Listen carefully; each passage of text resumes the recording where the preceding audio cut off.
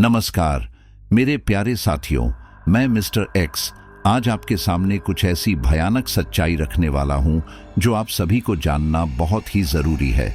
अक्सर आज के हम जिस जमाने में रहते हैं वह सोशल मीडिया का युग है, जहां पर हर कोई कैमरे का उपयोग करके इन्फ्लुएंस बनने की कोशिश कर रहा है और इन व्यूज, लाइक्स और कमेंट के चक्कर में लोग इतने ज्यादा बावले होते जा रहे हैं कि कई बार उन्हें पता ही नहीं होता है कि वो जाने अनजाने में कितनी बड़ी गलती करते जा रहे हैं। क्योंकि आज की जो स्टोरी हमारे सामने आई है वो एक ऐसी ही लड़की की अपनी आप बीती है जो इंटरनेट पर ब्लॉग बनाया करती थी। अब ब्लॉग तो आप समझते ही होंगे कि नई नई जगह पर जाकर वहां के बारे में एक्सप्लोर करना और इन चीज़ों को लोगों के सामने रखना, ताकि जब जब वो नई चीज़ दिखाएंगे तो लोग उन्हें ज़्यादा लाइक्स और कमेंट्स करेंगे और कुल मिलाकर बात यह है कि एक बड़े ब्रांड की तरह उनकी पहचान बन जाएगी और अच्छे पैसे भी कमाएंगे। लेकिन यहीं पर वो बड़ी गलती ये करते हैं कि नई जगह ढूंढने के चक्कर में एकदम अनजान और वीरान जगहों पर पहुंच जाते हैं। अब वो तो बड़े एक्साइटमेंट में रहते हैं कि हम अपने दर्शकों को कुछ नया दिखाएंगे, और दर्शकों को भी कुछ नया ही हमेशा चाहिए होता है। तो जिस लड़की की मैं बात कर रहा हूं वो भी मसूरी के अंदर एक ऐसी ही जगह पर घूमने के लिए जाती है, लेकिन वहां पर उसे नॉर्मल सी चीजें दिखाई देती है जिसे सभी लोग अपने कैमरे में कैद कर रहे होते हैं। तो उसे लगता है कि अगर वो कुछ अलग कैद करेगी तो उसके ज्यादा लाइक्स आएंगे, तो वो एक खंडहर नुमा हवेली में चली जाती है। अब जाने को तो वो चली जाती है और उसके बाद आराम से वापस भी आ जाती है, लेकिन जब वो अपने घर पे पहुंच जाती है तब उसके साथ वो भयानक हादसे और वो भयानक सपने आना शुरू हो जाते हैं जिनकी शिकार वो उस जगह पर हुई थी। और बाद में आज तक उसको इस चीज़ का अफसोस हो रहा है कि अगर उस दिन वह पूरी तरह से प्रॉपर रिसर्च करके उस जगह पर जाती या अपने साथ किसी और को लेकर जाती तो उसे इतने भयानक दिन नहीं काटने पड़ते। तो उसके साथ क्या हुआ था और क्या नहीं हुआ था, आज ये उसने हमारे साथ शेयर किया है और वही मैं आपको बताने वाला हूं। तो जो भी साथी पहली बार आए हैं वो चैनल को सब्सक्राइब करके हमारी फैमिली का हिस्सा बन जाइए। चलिए स्टोरी को शुरू करते हैं। काले बादलों ने आसमान को पूरी तरह से घेर लिया था। अंधेरा भी अब धीरे धीरे छाने लगा था। बादलों की कड़कड़ाहट ने माहौल को डरावना बना दिया था। सामने एक पुराना घर था जो खंडर बन चुका था। आसपास सन्नाटे के अलावा बस कुछ ही पुराने सूखे पेड़ नजर आ रहे थे। अंदर की दीवारों पर कई दरारें आ चुकी थीं, मगर उन हल्की दरारों में कुछ अतीत के साए छुपे हुए थे जो बाहर आना चाहते थे। कई दीवारों पर अजीब तरह के निशान थे जो समझ के परे थे। एक अजीब सा घुटन भरा माहौल था। एक अजीब सी खामोशी थी, मगर उस अजीब सी खामोशी में जंजीरों की आवाजें गूंज रही थीं। कोई ना होकर भी कोई अपनी मौजूदगी का एहसास दिलाना चाह रहा था। बिना आंखों के कोई लगातार अजीब नजरों से घूर रहा था। पर तभी दीवार पर आई कुछ दरारों से काले धुएं बाहर निकल कर आने लगे और अगले पल उस काले धुएं ने एक भयानक रूप ले लिया। एक ऐसा भयानक रूप जिसे देखकर रिया हांफते हुए नींद से जाग उठी। डर से रिया का चेहरा पसीने पसीने हो चुका था। खुद को शांत करते हुए रिया ने जब घड़ी की तरफ देखा तो सुबह के 9 बज रहे थे। डर से रिया का बदन अभी भी कांप रहा था। रिया ने डरते हुए सोचा, फिर वही सपना। क्यों वो पुराना खंडहर बार बार मेरे सपने में आता रहता है? जब से मैं मसूरी से वापस दिल्ली आई हूं तब से मुझे सिर्फ यही सपने आए जा रहे हैं। रिया ये सब सोचकर परेशान हो रही थी, पर तभी रिया के फोन पर उसके बॉयफ्रेंड अंकित का कॉल आ गया। रिया ने कॉल रिसीव करते हुए कहा, हेलो अंकित। फोन पर अंकित ने कहा, तो आखिर उठ ही गई तुम? अच्छा, आज के दिन तुम फ्री हो ना? इस पर रिया ने कहा, हाँ शाम को फ्री रहूंगी। पर क्यों पूछा तुमने? अंकित ने कहा, अरे मैं तुमसे मिलने के लिए तरस रहा हूं। तुम एक हफ्ता मसूरी में रही तो सोचा आज शाम को मैं तुम्हारे घर आ जाऊं, साथ में डिनर भी कर लेंगे। रिया ने कहा, ठीक है, आज शाम को हम मिलते हैं। इतना कहकर रिया फोन रख देती है। शाम के वक्त रिया अलमारी से अपने लिए कुछ कपड़े निकालने लगी थी, पर वो समझ नहीं पा रही थी कि वो क्या पहने, रेड या ब्लैक। मुझे लगता है रेड ज्यादा जचेगा मुझ पर। अंकित को भी मैं लाल रंग के कपड़ों में ज्यादा खूबसूरत लगती हूँ, तो मुझे यही रेड कलर पहनना चाहिए। खुद से कहते हुए रिया अपना रेड टॉप निकालकर बिस्तर पर रख देती है। अपने कंधे पर टॉवल रखकर रिया नहाने के लिए बाथरूम जाने लगती है। बाथरूम जाते ही वो कुछ ही देर में शावर भी ऑन कर लेती है और शावर ऑन होते ही पानी की बूंदें रिया के चेहरे और जिस्म पर बरसने लगती हैं। शावर से निकलती हुई पानी की बूंदें रिया को काफी सुकून दे रही थीं, मगर अगले पल यही सुकून एक डर में बदल गया जब रिया को अचानक बाथरूम में किसी की मौजूदगी का एहसास हुआ। अचानक रिया को अपने गले पर एक गर्म हवा का झोंका महसूस हुआ, जैसे कोई रिया के गले के पास अपनी गर्म सांसें छोड़ रहा हो। रिया ने घबराते हुए एकदम से पीछे पलटकर देखा, मगर सामने कोई मौजूद खड़ा नजर नहीं आ रहा था। रिया समझ नहीं पा रही थी कि जो अभी उसने महसूस किया वो सच था या कोई भ्रम। शायद लंबे सफर के कारण काफी थक गई हूं, इसलिए मुझे ऐसा महसूस हुआ होगा। यही सोचते हुए रिया दोबारा से शावर लेने लगी, पर अगले पल एक बार फिर रिया को अपने बदन पर गर्म सांसों की हवा महसूस होने लगी थी। लेकिन जब भी रिया सामने देखती तो वो खुद को बाथरूम में अकेला पाती, पर अब उसकी घबराहट कह रही थी कि वो अकेली होते हुए भी अकेली नहीं थी। किसी की मौजूदगी उसे साफ महसूस हो रही थी।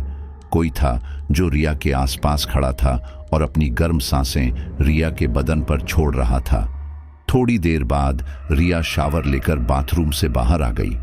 टॉवल में लिपटी हुई रिया जब कमरे में जाकर देखती है तो उसकी आंखें डर से बड़ी हो जाती हैं। नहाने से पहले रिया ने जो अपने लिए लाल रंग का टॉप निकाला था वो टॉप बदल चुका था।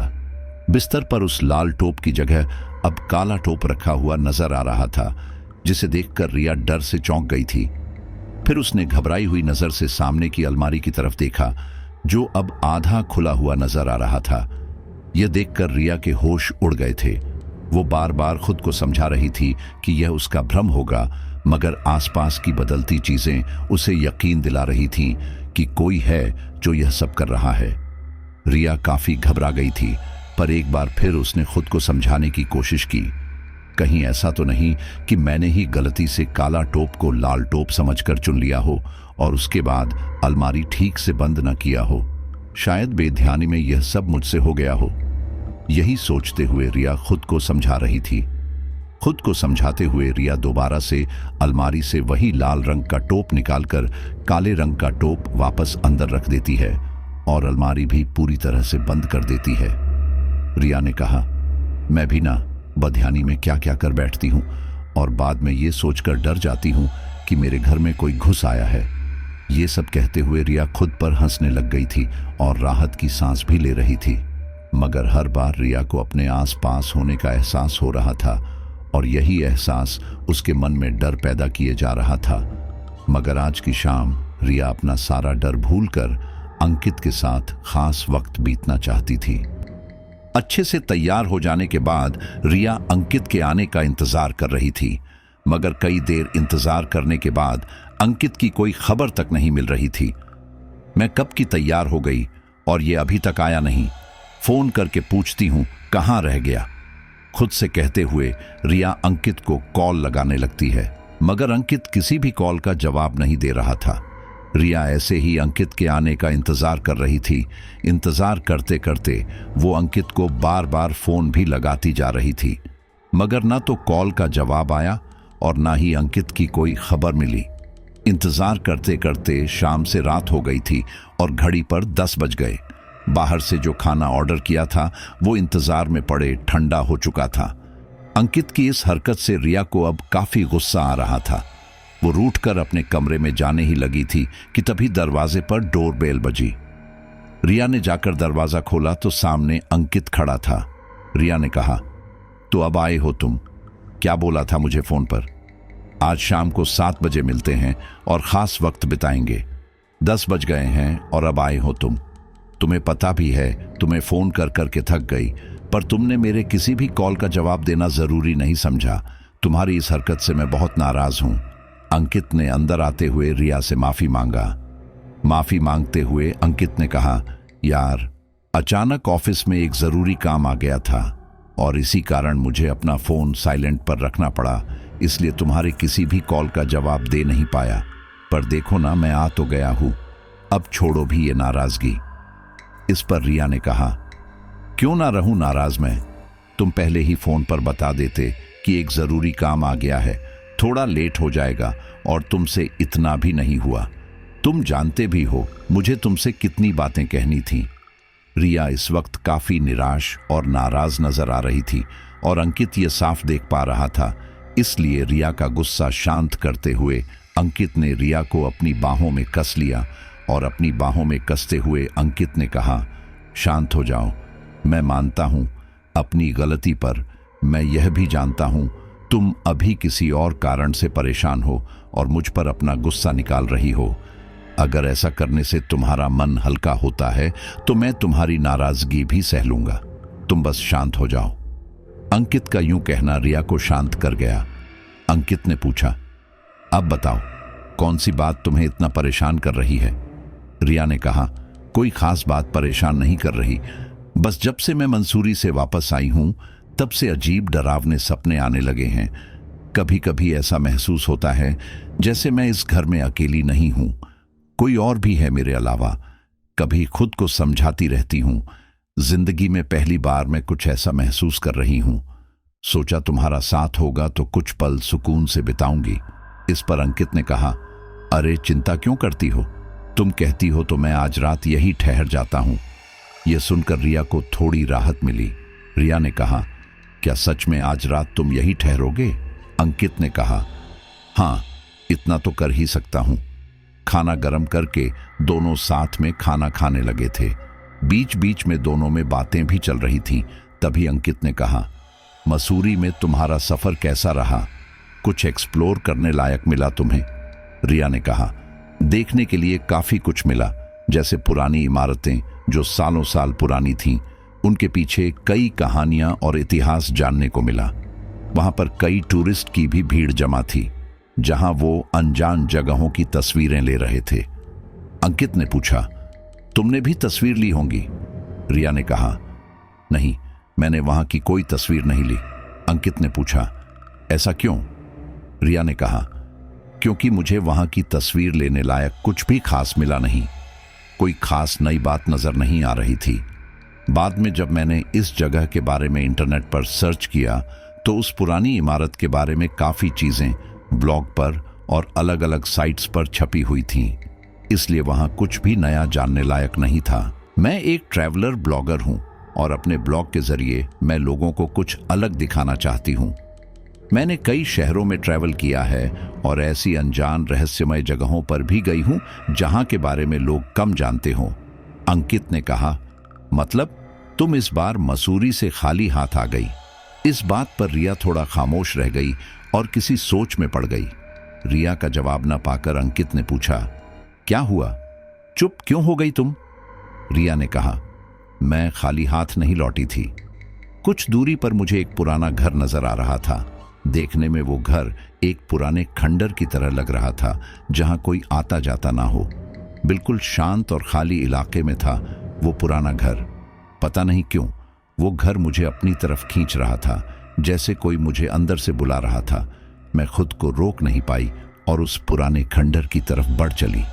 अंकित ने कहा, लेकिन बिना रिसर्च करे तुम्हें ऐसे ही किसी भी अनजान खाली जगह पर नहीं जाना चाहिए। आखिर क्या जरूरत थी उस पुराने खंडर के इलाके में जाने की? रिया ने कहा, सच कहूं तो मैं नहीं जाना चाहती थी, पर मैं अपने कदम रोक ही नहीं पाई और उस पुराने घर को देखने के लिए आगे बढ़ती गई। जितना मैं उस घर के नजदीक जा रही थी उतना मुझे महसूस हो रहा था जैसे पहले भी मैं यहाँ आ चुकी हूँ। अंदर जाकर ऐसा लगा जैसे मैं यहाँ रह चुकी हूँ। वो टूटी दीवारें मुझे ना जाने क्यों जानी पहचानी सी लग रही थीं, मगर वहाँ एक अजीब सी घुटन भी थी। इसलिए मैं वहाँ ज्यादा देर तक रुक नहीं पाई और बाहर निकल गई। लेकिन उसके बाद से मेरे साथ बहुत अजीब सी चीजें हो रही हैं। हर वक्त ऐसा लगता है जैसे कोई मेरे आसपास है। मन में एक अजीब सा डर जागता रहता है और सबसे अजीब बात तो यह है कि मुझे रोज सपने में वही पुराना खंडर दिखाई देता है। इस पर अंकित ने कहा, शायद तुम पहले भी उस पुराने घर में जा चुकी हो और तुम्हें याद ना हो। रिया ने कहा, नहीं, मुझे अच्छे से याद है कि मैं उस पुराने खंडहर में पहले कभी नहीं गई। अंकित ने कहा, अच्छा छोड़ो ये सब, ज्यादा मत सोचो उस जगह के बारे में। उस खंडहर के बारे में जितना ज्यादा सोचोगी उतना ही तुम्हें परेशान करेगा और तुम्हारे दिमाग में अजीब अजीब ख्याल आते रहेंगे। पर अगली बार बिना रिसर्च किए तुम कहीं भी निकल मत जाना। अंकित की बात से सहमत होते हुए रिया ने कहा, ठीक है, मैं आज से उस बारे में नहीं सोचूंगी और न बिना रिसर्च किए मैं अनजान जगहों पर जाऊंगी। दोनों खाना खाकर सोने लगते हैं। अंकित के ठहरने से रिया को काफी राहत मिल रही थी। अंकित के होने से अब रिया को डर नहीं लग रहा था। रात के 2 बज रहे थे। रिया और अंकित एक दूसरे की बाहों में सिमट कर सो रहे थे। कमरे में बल्ब की धीमी रोशनी जल रही थी। गहरी रात के साथ साथ सन्नाटा भी गहरा होता जा रहा था और उस गहरे सन्नाटे में सिर्फ घड़ी की आवाज गूंज रही थी। लेकिन कुछ ही पलों में दीवार पर लगी घड़ी की आवाज अचानक बंद हो गई और अगले पल रिया के कानों में जंजीरों की आवाज गूंजने लगी। वो आवाज इतनी तेज थी कि रिया की आंख खुल गई। आंख खोलते हुए रिया ने कमरे के चारों ओर अपनी नजरें दौड़ाई, पर सामने कुछ नहीं था, मगर जंजीरों की आवाज अभी भी गूंज रही थी। रिया ने घबराते हुए सोचा, इस तरह की आवाज तो मुझे सिर्फ सपनों में ही सुनाई देती थी। कहीं ऐसा तो नहीं कि मैं अभी भी नींद में हूं। यह सोचते हुए रिया ने एक नजर अंकित की तरफ देखा, जो उसके पास लेटा हुआ था और गहरी नींद में सो रहा था। रिया उसे उठाने ही वाली थी कि तभी अचानक उसे कोने में जमीन पर कोई लड़की बैठी हुई नजर आई। कोई लड़की कोने में दीवार से लगकर बैठी हुई थी, जो सिसक सिसक कर रो रही थी। डर से रिया के दिल की धड़कनें तेज हो गईं। रिया ने देखा कि कोई लड़की सफेद सूट में जमीन पर बैठी थी। उसके हाथ पांव जंजीरों से बंधे हुए थे और वो सिसक सिसक कर रो रही थी। अंधेरे के कारण रिया को उसका चेहरा ठीक से दिखाई नहीं दे रहा था, मगर अगले पल उस लड़की ने जैसे ही अपना चेहरा रिया की तरफ किया तो रिया की सांसें डर से थम गईं। हल्की रोशनी में उस लड़की के आंखों के नीचे काले गहरे गड्ढे नजर आ रहे थे। वो अपनी बेजान दर्द भरी आंखों से रिया को बड़ी ही डरावने तरीके से घूर रही थी। उस लड़की के होंठ काले हो चुके थे। वो धीरे धीरे घसीटते हुए रिया की तरफ बढ़ रही थी।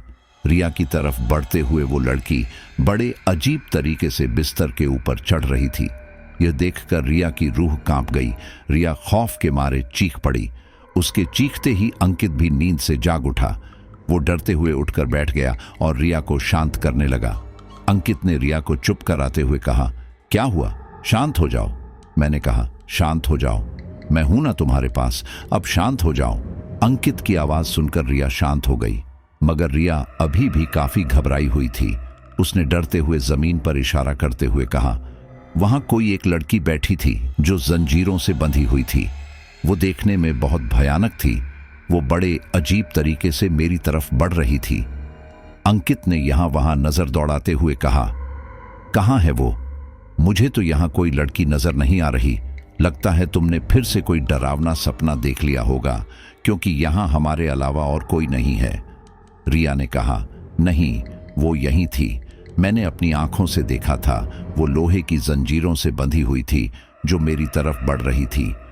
अंकित ने शांत कराते हुए कहा, तो वो अब नजर क्यों नहीं आ रही हमें? इस सवाल से रिया चुप और हैरान रह गई। अंकित ने आगे कहा, देखो, अगर इसी तरह तुम परेशान रही तो तुम्हारे दिमाग पर गहरा असर हो सकता है। अभी तुम सो जाओ, यहां कोई नहीं है। अंकित ने रिया को दोबारा अपनी बाहों में भर लिया और उसे अपने साथ लेटा लिया। रिया के माथे पर हाथ फेरते हुए अंकित ने कहा, अब सो जाओ, मत सोचो इतना। मैं हूं ना तुम्हारे पास, तुम्हें डरने की जरूरत नहीं है। यहां हम दोनों के अलावा और कोई नहीं है। अब तुम अपनी आंखें बंद करो और सो जाओ। अंकित बड़े ही प्यार से रिया के सर पर हाथ फेर रहा था और उसे सुलाने की कोशिश कर रहा था। रिया को भी नींद आ गई। वो कब सो गई उसे पता ही नहीं चला, मगर अगली सुबह रिया के लिए सब कुछ बदलने वाला था। सूरज की रोशनी चेहरे पर पड़ने के बाद रिया अपनी आंखें धीरे से खोलती है, लेकिन आंखें खुलने पर जो रिया ने देखा वो रूह को अंदर तक कपा देने वाला मंजर था। अंकित के लाश के टुकड़े बिस्तर पर बिखरे पड़े थे। बिस्तर की चादर खून से पूरी तरह लाल हो चुकी थी। यह दिल दहलाने वाला मंजर देखकर रिया की सांसें जैसे एक पल के लिए अटक गई हों। खौफ से उसका पूरा बदन कांप रहा था। उसे अपनी आंखों पर अभी भी यकीन नहीं हो रहा था। देखते ही देखते रिया के मुंह से चीख निकल गई। थोड़ी देर में रिया के घर पुलिस आ गई। पुलिस ने आते ही रिया से सवाल जवाब करना शुरू कर दिया, लेकिन इस वक्त रिया सदमे में थी और वो अभी किसी भी सवाल का जवाब देने की स्थिति में नहीं थी।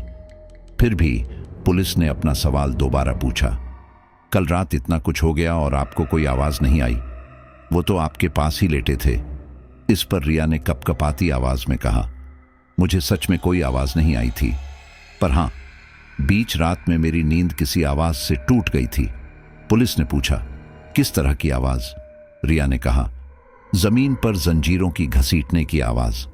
उस आवाज को सुनकर जब मैंने आसपास देखा तो एक लड़की कोने में बैठी हुई नजर आई थी, सफेद कपड़ों में, जंजीरों से बुरी तरह बंधी हुई। अपनी बेजान आंखों से मुझे घूर रही थी और मेरी तरफ बढ़ रही थी। ये देखकर मैं डर के मारे चीख पड़ी। मेरी चीख सुनकर अंकित भी उठ गए थे। अंकित के उठने के बाद वो लड़की अचानक मुझे दिखना बंद हो गई। मैं यहां वहां देखती रही, लेकिन दोबारा वो मुझे कहीं नजर नहीं आई। फिर अंकित ने मुझे शांत किया और अपने साथ दोबारा सुला दिया।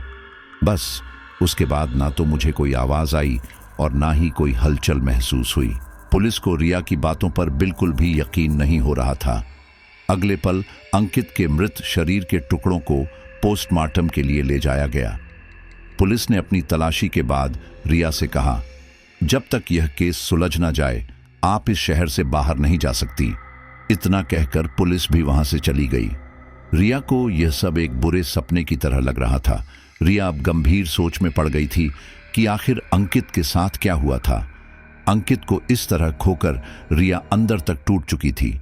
इतना सब हो जाने के बाद रिया अब अकेले घर में नहीं रह सकती थी, इसलिए कुछ दिन के लिए रिया अपनी दोस्त चारू के घर रहने चली गई थी।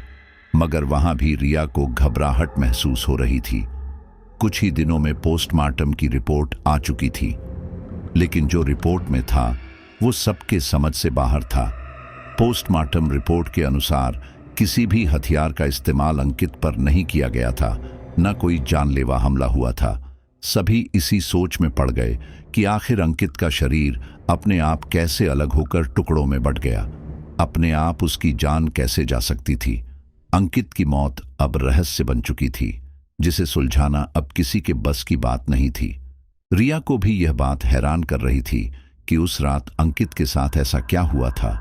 आखिर कौन इतनी निर्दयता से अंकित की जान ले सकता था, वो भी बिना किसी हथियार के और बिना छुए। यही बात रिया को परेशान कर रही थी। रिया ने सोचा, कहीं यह उस लड़की का काम तो नहीं जो उस रात वो मुझे दिखी थी। पर ऐसा कैसे हो सकता है? वो तो मेरी आंखों का कोई धोखा था। रिया को गहरी सोच में डूबा हुआ देखकर चारू उसके पास आकर बैठ गई और उसने रिया को हिम्मत देते हुए कहा, रिया, जानती हूं तुम्हारे साथ जो कुछ भी हुआ उसे भूलना आसान नहीं, मगर तुम्हें अब आगे बढ़ना पड़ेगा। अंकित की खातिर ही सही, पर तुम्हें खुद को यूं परेशान करना बंद करना पड़ेगा। पुलिस अपना काम कर रही है ना, तो अब तुम इस बारे में ज्यादा मत सोचो। रिया ने कहा, तो तुम ही बताओ मैं क्या करूं? ना मैं अपने काम के लिए इस शहर से बाहर जा सकती हूं और ना वापस अपने माँ बाप के घर जा सकती हूं। हर वक्त अंकित का चेहरा और उसके शरीर के टुकड़े मेरी आंखों के सामने आते रहते हैं। चारू ने कहा, सच कहूं तो तुम खुद को व्यस्त रखने के लिए एक नौकरी ढूंढ लो और यह ट्रैवलिंग ब्लॉगिंग का काम छोड़ दो, क्योंकि जब से तुम वहां से आई हो तुम्हारे साथ कुछ ना कुछ गलत होता जा रहा है। चारू की बात सुनकर रिया समझ चुकी थी कि इसकी शुरुआत कहां से हुई थी। रिया को अब पूरा यकीन हो गया था कि जरूर उस पुराने खंडर में जाने की वजह से यह सब हो रहा है। रिया को अब अपनी गलती पर पछतावा हो रहा था। पता नहीं क्या सोचकर मैं उस पुराने खंडर की तरफ बढ़ चली थी। काश उस वक्त मैंने खुद को रोक लिया होता। खुद को कोसते हुए रिया अपनी एक भूल पर रो रही थी। ऐसे ही कई दिन बीत गए। एक दिन रिया को एक जॉब इंटरव्यू के लिए जाना पड़ा। जॉब इंटरव्यू देने के बाद रिया बाहर खड़ी टैक्सी का इंतजार कर रही थी, पर अचानक रिया ने गौर किया कि एक बूढ़ी औरत काफी देर से उसे अजीब तरीके से घूर रही थी। उस बूढ़ी औरत का लगातार घूरना रिया को काफी अजीब लग रहा था, पर रिया उसे अनदेखा करके टैक्सी की राह देखती रही। पर अचानक वो बूढ़ी औरत रिया के बिल्कुल पास आ गई। उस बूढ़ी औरत को इतना पास देखकर रिया एक पल के लिए घबरा गई। रिया ने कहा, क्या चाहिए आपको, और आप मुझे बार बार ऐसे क्यों घूर रही हैं? उस बूढ़ी औरत ने घूरते हुए कहा, मैं तुझे नहीं घूर रही, तेरे पीछे जो एक साया खड़ा है मैं उसे घूर रही हूं। वो अभी भी तेरे पीछे खड़ा है, क्या तुझे उसके होने का जरा सा भी एहसास नहीं है? इतना सुनते ही अचानक रिया को अपने गले पर एक गर्म हवा का झोंका महसूस हुआ, जैसे किसी ने अपनी गर्म सांसें उसके गले पर छोड़ दी हों। रिया के रोंगटे खड़े हो गए थे। उस बूढ़ी औरत ने आगे कहा, कुछ महसूस हुआ अपने गले पर? इस सवाल से रिया डर के मारे सिहर गई। रिया ने कहा, ये क्या कह रही हैं आप? मुझे कुछ समझ नहीं आ रहा, आप मुझे डराने की कोशिश कर रही हैं ना? उस बूढ़ी औरत ने कहा, मैं यहां तुझे डराने नहीं आई हूं, तुझे बचाने आई हूं।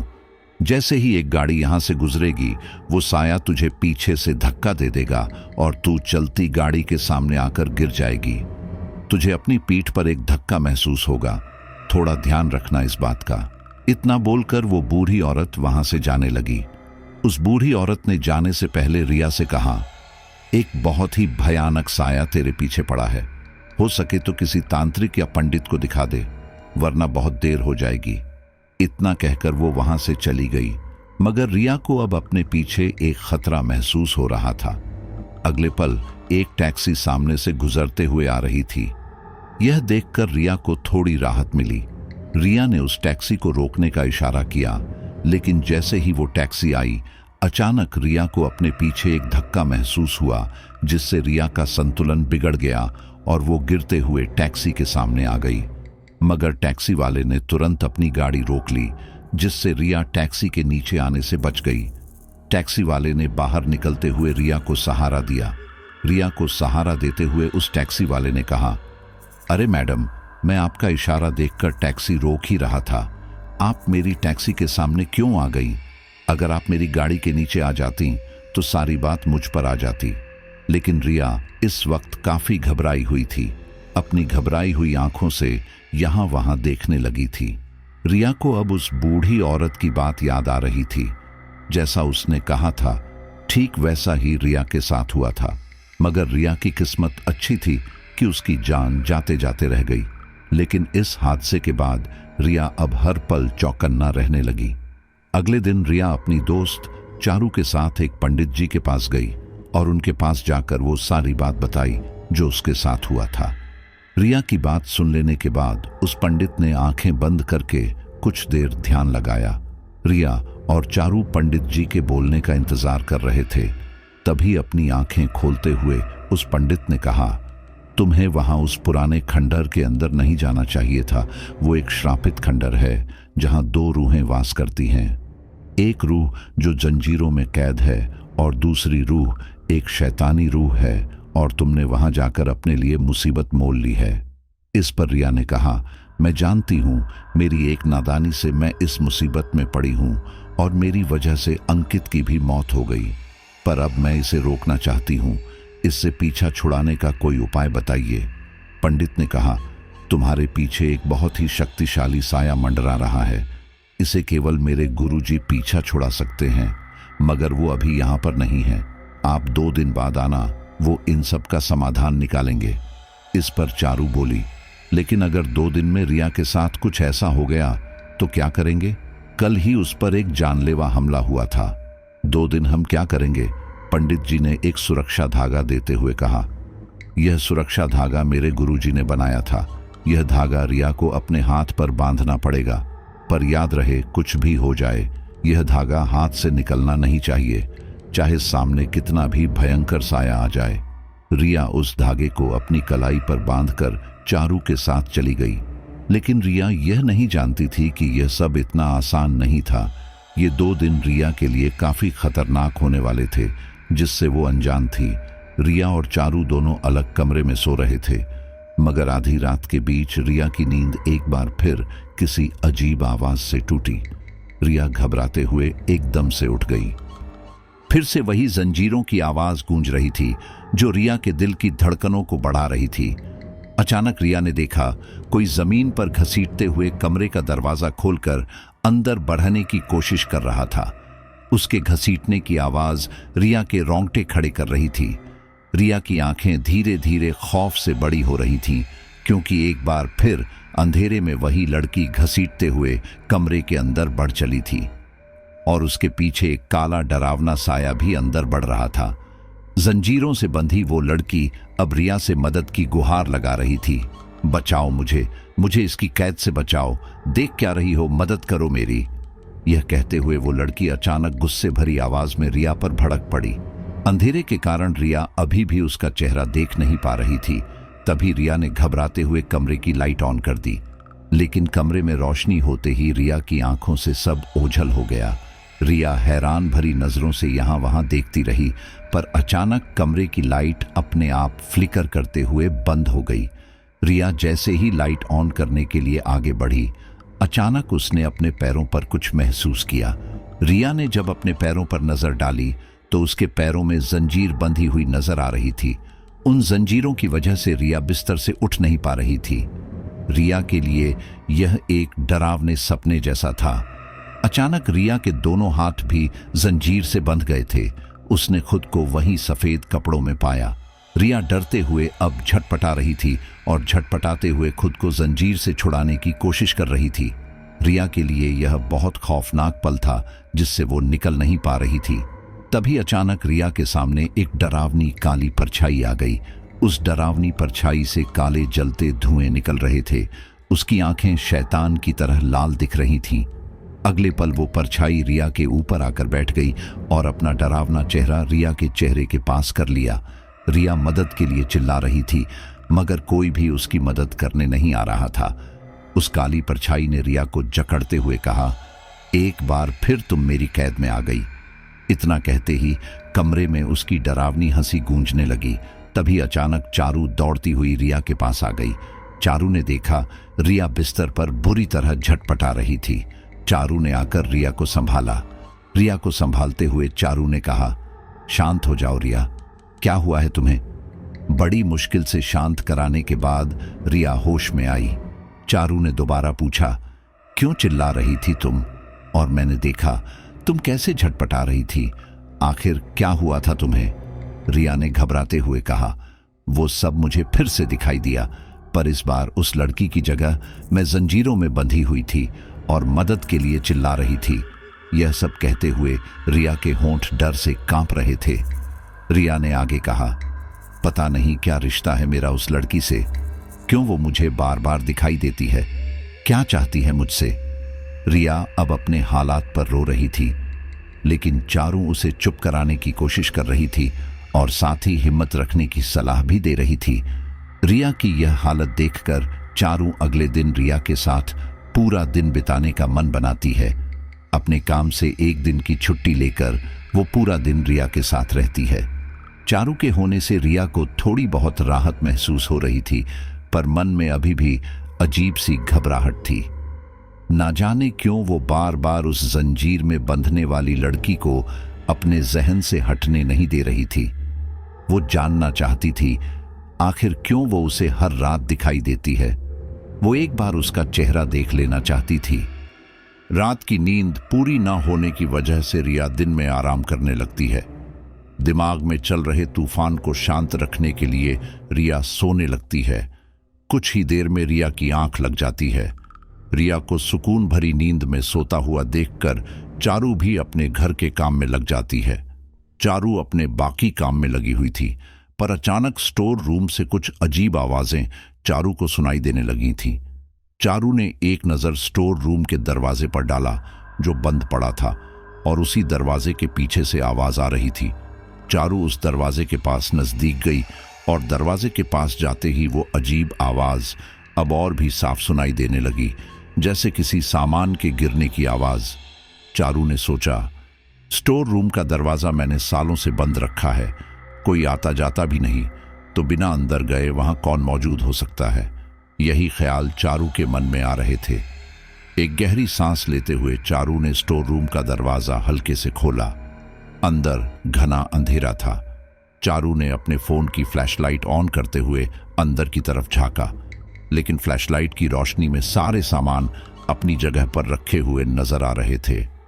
यहां तो सारे पुराने सामान अपनी जगह पर हैं।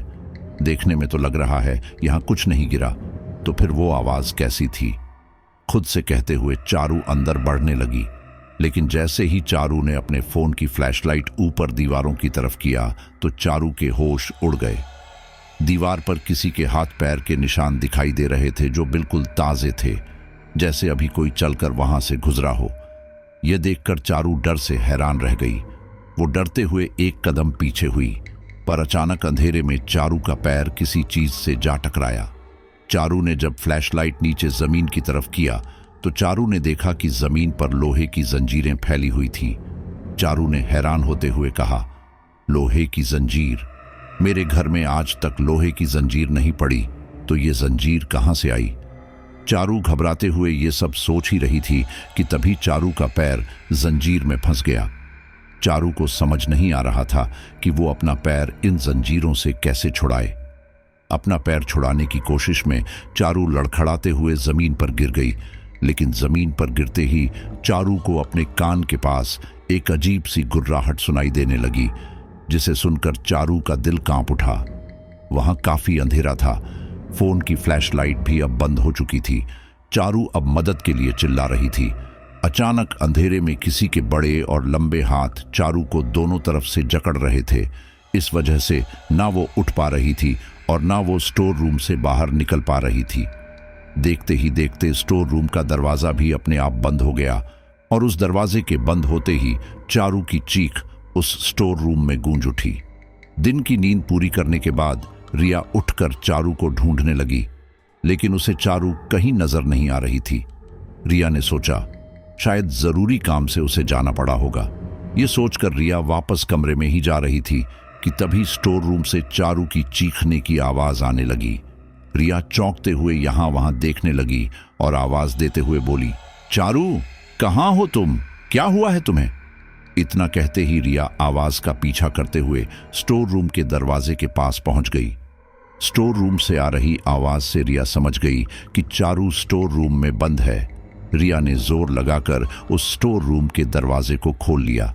दरवाजा खुलते ही उसे चारू की मदद की पुकार सुनाई दे रही थी, पर अंधेरे के कारण रिया को चारू कहीं दिखाई नहीं दे रही थी। रिया जैसे ही अंदर की तरफ बढ़ी, अचानक चारू दौड़ते हुए रिया के सामने आकर खड़ी हो गई। चारू की हालत खराब दिख रही थी। चेहरे पर बिखरे बाल, गले पर हाथों के निशान और आंखों में एक अजीब सा खौफ। रिया हैरान भरी नजरों से चारू की इस हालत को देखती रही।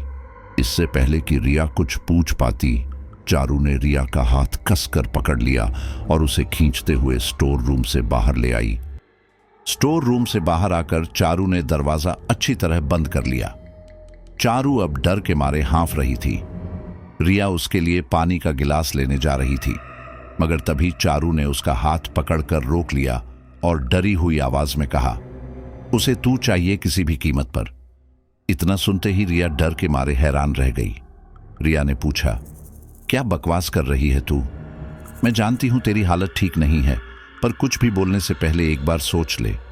इस पर चारू ने कहा, मैं जो भी बोल रही हूं सब कुछ देखकर ही बोल रही हूं। कभी सोचा है जो सफेद कपड़ों में वो लड़की तुझे दिखती है वो कौन है? रिया ने पूछा। तेरे कहने का मतलब क्या है? क्या तूने भी उसे देखा है? उसका चेहरा देखा है? कौन है वो? चारू ने कहा, हां, मैंने उसका चेहरा देख लिया। वो लड़की का साया कोई और नहीं, वो तू ही है। तू रात में उस लड़की को नहीं, अपने आप को देख रही होती है। जंजीर से बंधी सफेद कपड़ों में वो लड़की तू ही है।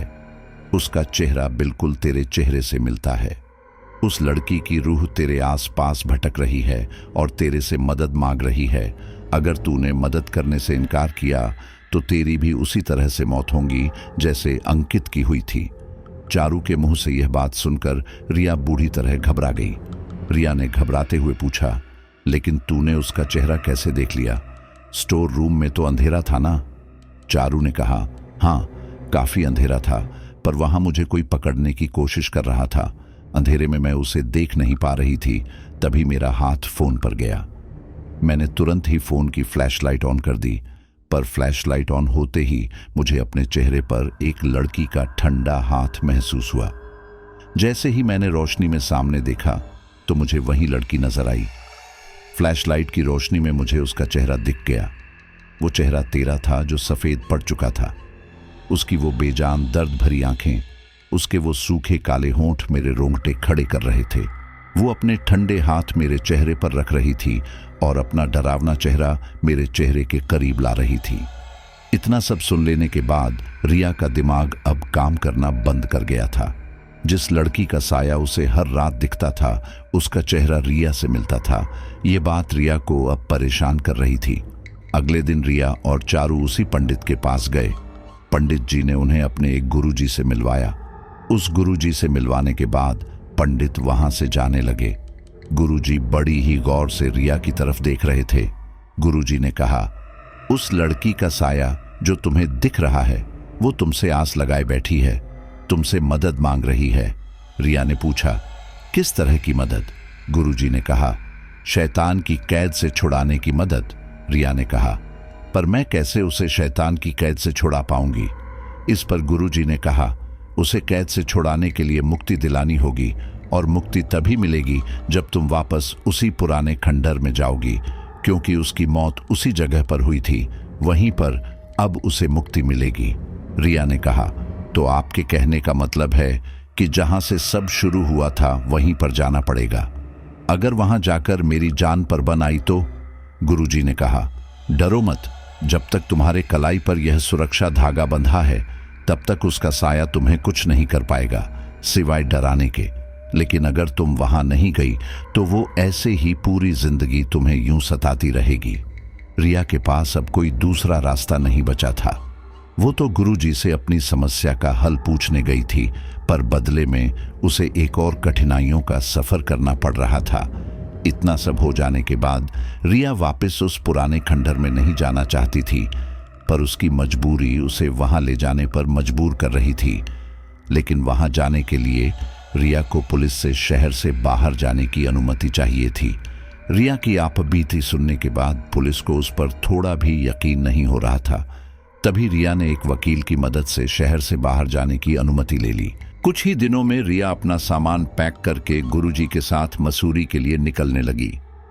रिया की दोस्त चारू भी उसके साथ आना चाहती थी, पर रिया ने उसे अपने साथ ले जाने से मना कर दिया, यह कहकर कि वहां जाना खतरनाक हो सकता है। अंकित की रहस्यमय मौत के बाद रिया अब नहीं चाहती थी कि उसकी वजह से कोई फिर अपनी जान गंवा बैठे। कई घंटों के सफर के बाद आखिरकार रिया गुरुजी के साथ उसी स्थान पर पहुंच जाती है जहां एक पुराना खंडर नजर आ रहा था। रिया के कदम डर से अब डगमगा रहे थे, पर गुरुजी के कहने पर उसे आगे बढ़ना पड़ा। चारों ओर सिर्फ सन्नाटा था। सूखे बड़े पेड़ देखने में काफी डरावने लग रहे थे। आसमान में काले बादल भी धीरे धीरे छाने लगे थे। ये सब कुछ उसी सपने की तरह दिख रहा था जिसे रिया अपने सपनों में देखती आई थी। अपने कदम बढ़ाते हुए दोनों उस खंडर के अंदर चले गए। अंदर की दीवारों पर अजीब तरह के निशान बने हुए नजर आ रहे थे। कई जगह दरारें आई हुई थीं। जमीन पर जंजीरें बिखरी पड़ी थीं। उन जंजीरों पर कई खून के दाग भी दिख रहे थे। अंदर का माहौल बहुत ही घुटन भरा और डरावना था। रिया एक पल भी वहां ठहरना नहीं चाहती थी। अगले पल गुरुजी जमीन पर बैठ गए और आंखें बंद करते हुए ध्यान करने लगे। रिया वहां से अब जाना चाहती थी, पर वो चाहकर भी ऐसा नहीं कर सकती थी। तभी बादलों की कड़कड़ाहट की आवाज से रिया डर से सिहर गई और तभी अचानक रिया को जंजीरों के हिलने की आवाज आई। उस आवाज को सुनकर रिया ने कहा, गुरुजी जरा जल्दी कीजिए, यहां कुछ भी ठीक नहीं है। देखिए बाहर बारिश भी हो रही है, कहीं पूरी रात यहीं ना ठहरना पड़ जाए। मौसम का हाल अभी अच्छा नहीं है, फिर किसी दिन यहां आएंगे। पर गुरुजी इस वक्त केवल ध्यान में ही लगे हुए थे। रिया ने कहा, ठीक है, आप यहीं रहिए, मैं बाहर आपका इंतजार करती हूं। यह कहकर रिया बाहर जाने लगी, मगर अचानक रिया की आंखों के सामने बाहर का दरवाजा एक झटके के साथ अपने आप बंद हो गया। यह देखकर रिया का मुंह डर से खुला का खुला रह गया। तभी गुरुजी ने कहा, शांत रहो, डरने की जरूरत नहीं है। तुम जितना घबराओगी उतना ही वो भटकते साए तुम्हें परेशान करेंगे, इसलिए एक जगह शांत खड़ी रहो। इतना कहकर गुरुजी फिर से ध्यान में लग गए। कई देर तक यह सब चलता रहा। रिया ऐसे माहौल में खुद को शांत रखने की पूरी कोशिश कर रही थी, पर तभी रिया को अपने पैरों पर कुछ महसूस हुआ। रिया ने जब नीचे पैरों पर देखा तो वो डर से कांप उठी। रिया के दोनों पैर अपने आप जंजीरों से बंधे हुए थे। अचानक जमीन पर बिखरी सारी जंजीरें रिया को चारों ओर से जकड़ रही थी। रिया खौफ से चिल्ला पड़ी। इतने में गुरुजी अपने ध्यान से बाहर आए और रिया को उन जंजीरों की कैद से छुड़ाने लगे। उन जंजीरों की पकड़ इतनी तेज थी कि रिया की हड्डियां भी कड़कड़ाने लगी थीं। गुरुजी ने कहा, ज्यादा हिलो मत, जितना हिलोगी ये जंजीर और मजबूती से तुम्हें जकड़ते जाएंगे। गुरुजी यह देखकर हैरान थे कि कोई लोहे की जंजीर अपने आप कैसे किसी को इस तरह मजबूती से जकड़ सकती है।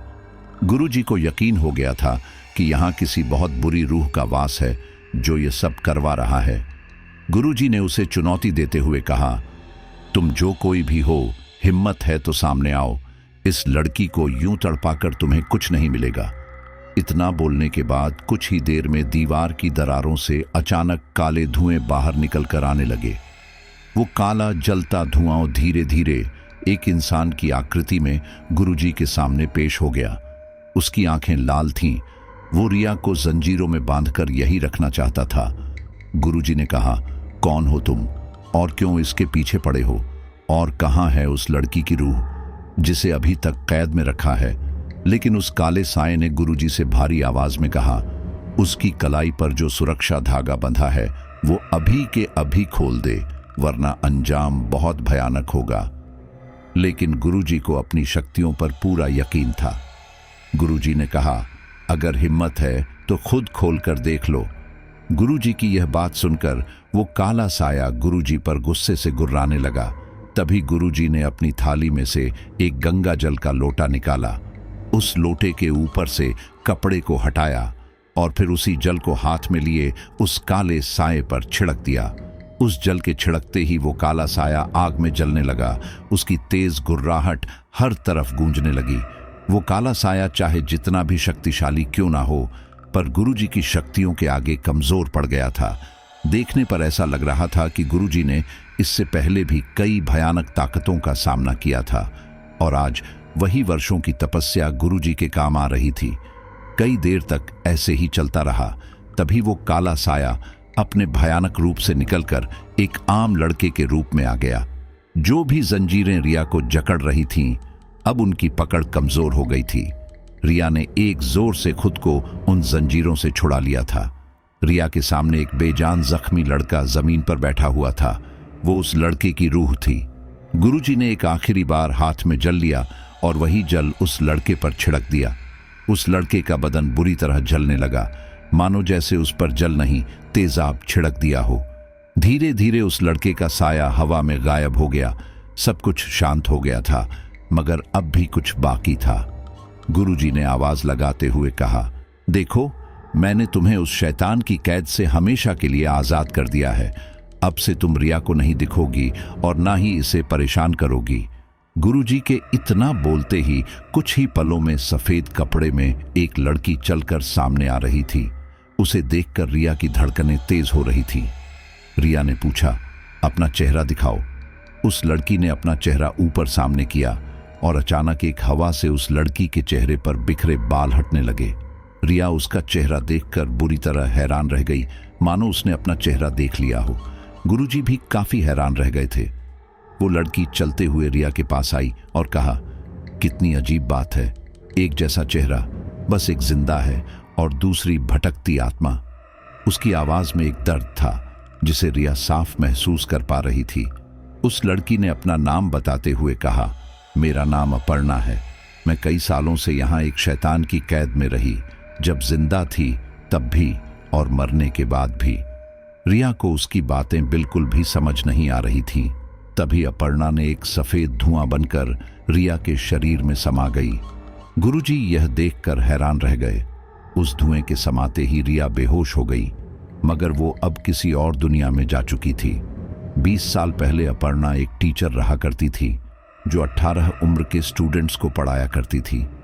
वो बहुत ही मेहनती और शांत स्वभाव की थी, लेकिन एक स्टूडेंट का उस पर दिल आ चुका था। उसका नाम श्याम था।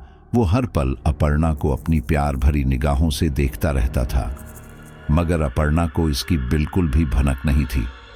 कई दिन ऐसे ही चलते रहे, पर रास्ते में चलते हुए अपर्णा और श्याम एक दूसरे से टकरा गए और तभी उनका आमना सामना हो गया। अपर्णा ने 2 शब्दों में श्याम की तारीफ करते हुए कहा, तुम पढ़ाई में बहुत अच्छे हो, इसी तरह मेहनत करते रहो, बहुत आगे जाओगे। ये सुनकर श्याम मुस्कुरा पड़ा। अपर्णा से 2 पल की मुलाकात के बाद श्याम का पूरा दिन हसीन गया। अब श्याम ऐसे ही किसी न किसी बहाने से अपर्णा के सामने आ जाया करता था। अपर्णा जब भी उससे मिलती वो मुस्कुरा कर चली जाती। कई दिन ऐसे ही चलते रहे। श्याम का प्यार अब धीरे धीरे जुनून में बदलने लगा था। वो अब किसी भी लड़के के साथ अपर्णा को देख नहीं सकता था। धीरे धीरे उसकी हरकतें अजीब होने लगी थी।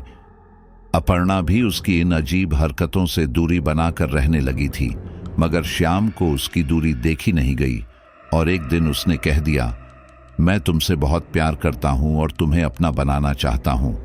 यह सुनकर अपर्णा को काफी गुस्सा आ गया और उसने जोर से एक थप्पड़ श्याम के गाल पर जड़ दिया। अगर आज के बाद तुम मेरे सामने आए तो तुम्हारे खिलाफ शिकायत कर दूंगी। बेहतर होगा अपनी पढ़ाई पर ध्यान दो। इतना कहकर अपर्णा वहां से चली गई, मगर अब हालात और भी बिगड़ने वाले थे। एक दिन अपर्णा सफेद सूट में रास्ते में घर लौट रही थी कि तभी अचानक किसी ने उसके सिर पर भारी चीज से वार कर दिया, जिससे अपर्णा बेहोश हो गई। लेकिन जब वो होश में आई तो उसने खुद को जंजीरों में बंधा हुआ पाया। वो एक पुराने से घर में कैद थी जहां कोई आता जाता नहीं था। अपर्णा मदद के लिए चिल्लाने लगी, पर अगले पल अपर्णा के सामने श्याम आ गया। उसने अपर्णा के बाल पकड़ते हुए कहा, जब तक तुम इस रिश्ते के लिए मान नहीं जाती तब तक तुम यहीं रहोगी मेरी आंखों के सामने।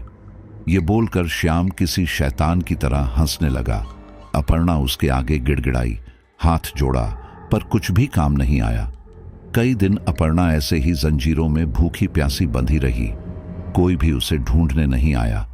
कई दिन तक भूखा प्यासा रहने के कारण अपर्णा ने वहीं अपना दम तोड़ दिया। लेकिन श्याम उसके मरे हुए शरीर को भी छोड़ना नहीं चाहता था। पागलों की तरह उसे देखता रहता था, उसके सिर पर हाथ फेरता रहता था। पर अचानक एक दिन पुलिस ढूंढती हुई वहां आ गई। पुलिस को देखकर श्याम वहां से भागने लगा, मगर पुलिस ने उसे रोकने के लिए श्याम पर गोली चला दी, जिससे श्याम की जान चली गई। कई साल ऐसे ही बीत गए। कई लोग वहां आए और गए, मगर रिया ने जब उस जगह पर कदम रखा तो दोनों की आत्माओं की नजर रिया पर टिक गई और उसके साथ चल पड़ी। अपर्णा की रूह ने जब अपनी जैसी दिखने वाली रिया को देखा तो उसने फैसला कर लिया कि यही मुझे उस शैतान की कैद से छुड़ा सकती है। कुछ ही देर में रिया भी अब होश में आ गई। गुरुजी ने कहा, शुक्र है तुम उठ गई। क्या हुआ था तुम्हें? उस लड़की ने तुम्हारे साथ कुछ किया तो नहीं? रिया ने कहा, नहीं, उसने कुछ नहीं किया मेरे साथ। गुरुजी ने पूछा, तो तुम्हारे शरीर में प्रवेश क्यों किया? रिया ने कहा, वो जाते जाते मुझे अपने अतीत के बारे में बताना चाहती थी, इसलिए मेरे शरीर में कुछ पल के लिए प्रवेश कर गई। गुरुजी ने पूछा, क्या देखा तुमने? रिया ने कहा, उसकी तकलीफ देखी मैंने, उसका दर्द देखा मैंने। यह कहते हुए रिया की आंखें नम हो गईं। गुरुजी ने कहा, अब हमें यहां से चलना चाहिए। बारिश भी थम गई है और जिस काम के लिए आए थे वो काम भी हो चुका है। अब किसी का साया तुम्हें परेशान नहीं करेगा और ना रात में कुछ अजीब दिखेगा। बस अगली बार तुम किसी जगह के बारे में बिना पता किए निकल मत जाना, क्योंकि हर बार किस्मत अच्छी नहीं होती। रिया गुरुजी के साथ वापस अपने शहर लौट आती है और दोबारा से वो एक आम जिंदगी जीने लगती है, लेकिन अंकित को खोने का दुख उसे आज भी सताता रहता है। तो साथियों, महज कुछ ही लाइक्स की वजह से, आज के सोशल मीडिया के युग की वजह से उस लड़की के जीवन में बहुत ही बड़ी परेशानी शुरू हो गई।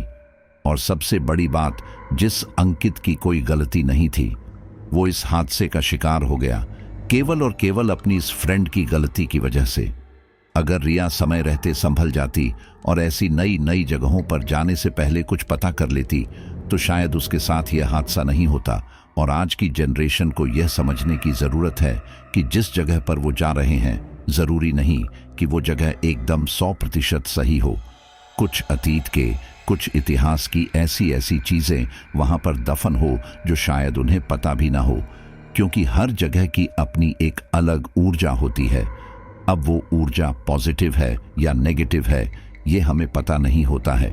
हालांकि कुछ लोगों को उस जगह पर जाकर भी एहसास हो जाता है कि वहां पर कुछ अलग ही फील आ रहा है। अब जो संत बाबा जी वगैरह होते हैं उनकी अपनी कुछ तपस्या होती है तो उन्हें अपने आप ही फील हो जाता है कि इस जगह पर कितनी ज्यादा नेगेटिव एनर्जी फैली हुई है। आम इंसान को जल्दी से एहसास नहीं हो पाता। हालांकि ऐसी बात नहीं है कि आपको एहसास नहीं होता।